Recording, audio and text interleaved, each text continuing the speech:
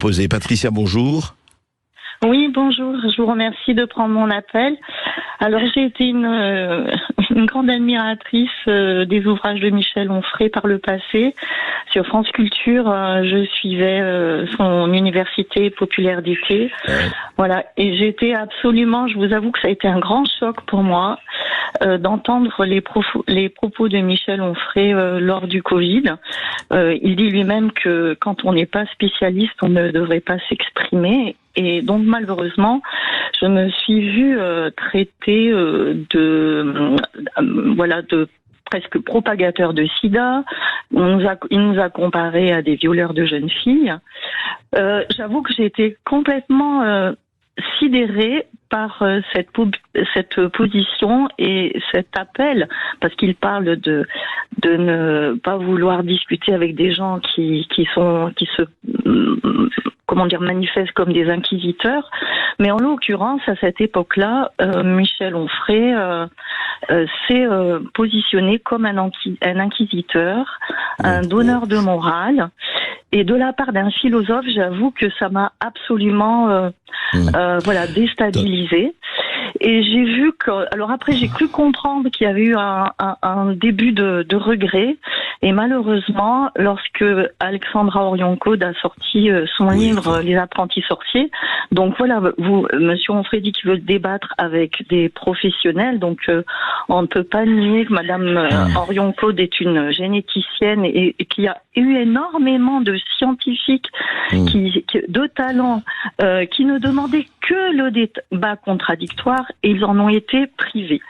Et donc moi, ce qui m'a surprise, de la part d'un philosophe, c'est qu'en plus il décrédibilise complètement Alexandra Orion-Caude au prétexte qu'elle était croyante et qu'une personne qui avait la foi ne pouvait pas être rationnelle. Et ça, je l'ai entendu sur une des émissions.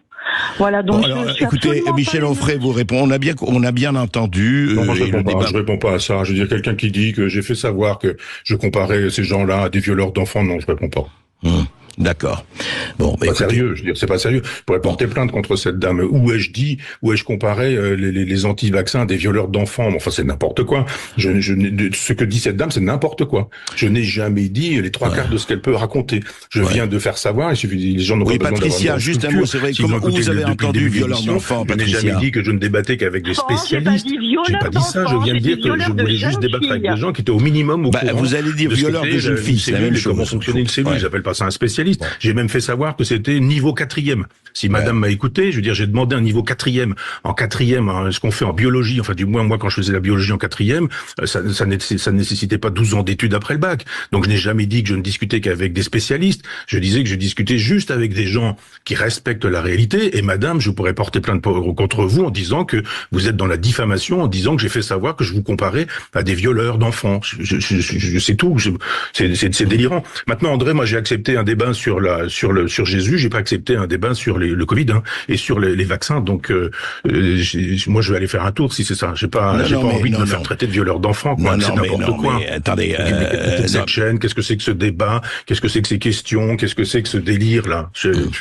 Non mais Michel, je ne vous ai pas comparé à des violeurs d'enfants. Je n'ai jamais fait ça de ma vie. Et vous décrédibilisez en pensant qu'un philosophe ne devrait pas dire ces choses-là. Je suis entièrement d'accord avec vous. Un philosophe, ça ne dit pas ces choses-là. Et je ne sais pas si je suis philosophe, mais ce que je sais, c'est que je n'ai jamais dit ce genre de choses. Donc, en tout cas, Michel Onfray, moi, je répondrai simplement à Patricia. Il faut quand même vérifier les choses et pas justement chosifier les gens et les mettre, assignation à résidence, à étiquette. Moi, en tout cas, je dis simplement... C'est un peu emblématique de la façon de procéder de ces gens-là. Oui. En tout cas, la pensée déraisonne, la pensée magique a les pleins pouvoirs, et simplement... Alexandra Orion-Caude, qui au passage est numéro 1 des ventes devant le livre d'Éric Zemmour, numéro 1 en Belgique, sans aucune promotion sur aucun média, ce qui est assez remarquable, il faut le reconnaître tout de même. Non, il est allé chez Pascal Praud, abondamment. C'est la seule, et chez moi. Ça fait beaucoup.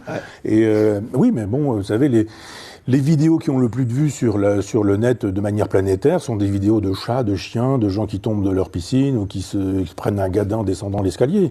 Et c'est pas une preuve. Je veux dire, c'est pas parce qu'il y a des millions de gens qui pensent des bêtises ou 70% des gens qui ne savent pas dans quel ordre arrive judaïsme, christianisme, islam que pour autant ils ont raison de se tromper ou d'être dans la confusion.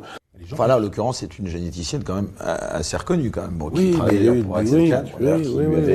Axel Kahn, il faisait beaucoup de plateaux télévision et un peu moins de recherche les derniers temps. Mais je veux dire, Lysenko aussi était un scientifique et Lysenko aussi a expliqué qu'il n'y avait pas de génétique, que c'était une science bourgeoise, etc. C'est pas parce que vous avez des diplômes et que vous êtes reconnu dans un secteur et dans un domaine que pour autant ça vous donne quitus sur le reste et que vous pouvez dire n'importe quoi. Alors justement, elle est très catholique, très intégriste, très impliquée aussi cette dame dans les mouvements complotistes qui estiment qu'effectivement le Christ ne peut pas avoir pensé que, etc.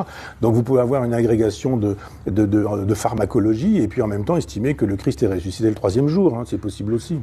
Et ça peut être compatible aussi, Michel Onfray, d'avoir... Non, je crois pas, non, je pense que... de grands scientifiques. Quand j'ai fait savoir effectivement que j'étais pour le pass sanitaire, en disant mais vous avez bien sûr le droit de contaminer les gens, il n'y a aucun problème. Vous pouvez aussi, quand vous avez le sida, avoir des rapports sexuels avec des gens non protégés, c'est un droit, allez-y.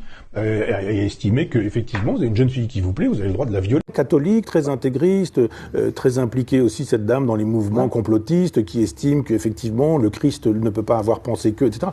Donc vous pouvez avoir une agrégation de pharmacologie et puis en même temps estimer que le Christ est ressuscité le 3e jour, hein, c'est possible aussi. Et estimer que effectivement vous avez une jeune fille qui vous plaît, vous avez le droit de la violer. Mais cette façon de concevoir que le droit de nuire est un droit me sidère.